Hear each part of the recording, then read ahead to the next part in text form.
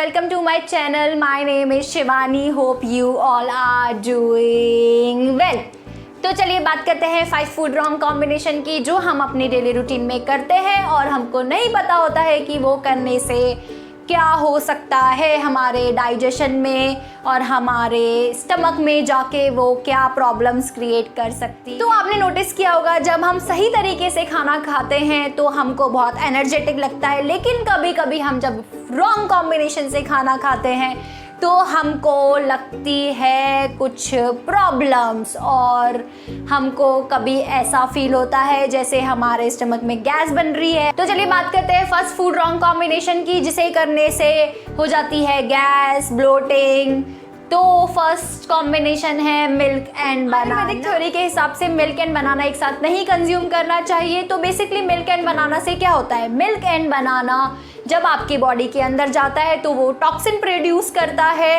बनाना digest होने से पहले ही सार हो जाता है, मतलब खट्टा हो जाता है और वो मिल्क को कडल कर देता है, यानी कि मिल्क को जमा देता है और जिससे हो जाती है हमारे अंदर गैस, ब्लोटिंग जैसी कुछ प्रॉब्लम्स। बनाना एंड मिल्क के हेल्थ बेनिफिट्स तो बहुत है, लेकिन इन दोनों को मिला देना मतलब इन दोनों की प्रॉपर्टीज को किल कर देना।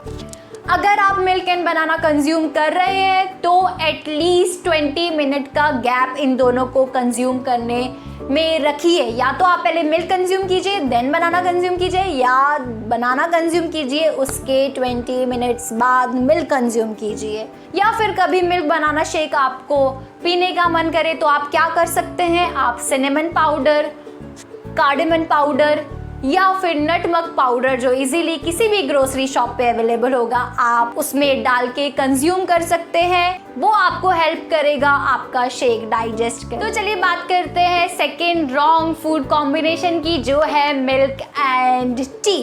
हाँ, टी के नाम पे मेरे को याद आया कि मेरी टी रखी है। अरे शिवानी यार, मेरे को भी एक कप टी बना दो यार प्लीज। दीपक मेरा वीडियो चल रहा है यार। सॉरी। अच्छा टी ये लो ना आप। अरे ये क्या है ये तो। हाँ, मैं भी उसी के बारे में बता रही थी। आप बैठो और आप सुनो मेरा कि ब्लैक टी क्यों इम्पोर्टेंट है। तो चलिए बात करते हैं milk and T. Milk and T हमको एक साथ क्यों नहीं कंज्यूम करना चाहिए, क्योंकि मिल्क अपने आप में ही एक होल फूड है।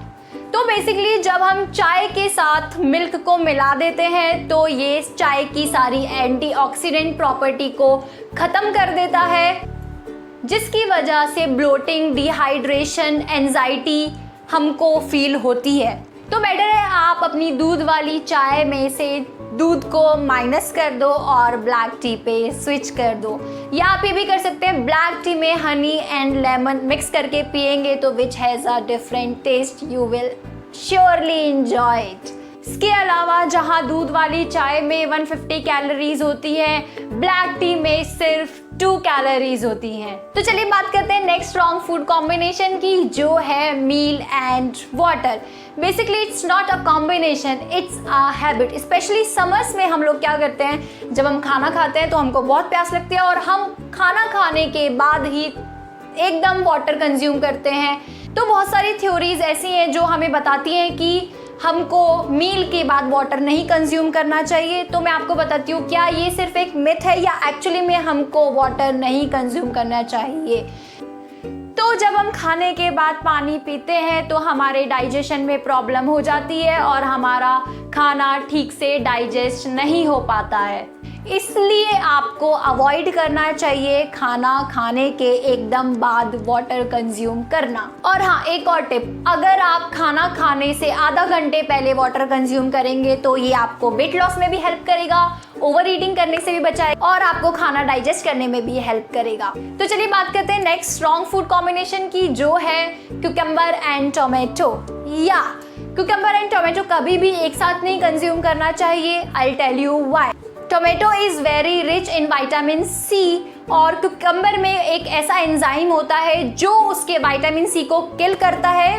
तो इसलिए कभी भी क्यूकम्बर एंड टोमेटो एक साथ नहीं कंज्यूम करना चाहिए, क्योंकि ये आपके डाइजेशन को हिला देते हैं और आपका स्टमक अपसेट कर देते हैं। तो बेसिकली हुआ क्या कि आपने कंज्यूम किया, न्यूट्रिशन वैल्यू भी गई और कुछ फ़ायदा भी नहीं हुआ। चलिए अब खाने की बात तो हमने कर ली, अब खाने के बाद कुछ मीठा भी हो जाए। अगर आप भी मेरी तरह हेल्थ कॉन्शियस है तो आप भी यही करते होंगे कि खाने के बाद फ्रूट्स खाते होंगे, या मैं भी ऐसे ही करती थी जब तक मुझे ये नहीं पता था कि खाने के बाद फ्रूट कंज्यूम नहीं करना चाहिए। मैं आपको बताती हूँ कि खाने के बाद अगर हम फ्रूट कंज्यूम करते हैं तो उससे क्या होता है, क्योंकि फ्रूट्स में वाटर कंटेंट बहुत ज़्यादा होता है, so they quickly go to your digestive tract. तो इससे क्या होगा, पेट में ब्लोटिंग होगी, कि फर्मेंटेशन हो सकता है और आपका खाना ठीक से डाइजेस्ट भी नहीं होगा।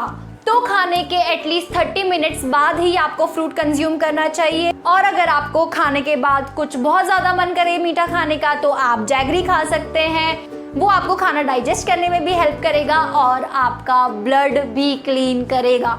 So it's better avoid fruits and eat jaggery. Thanks for watching.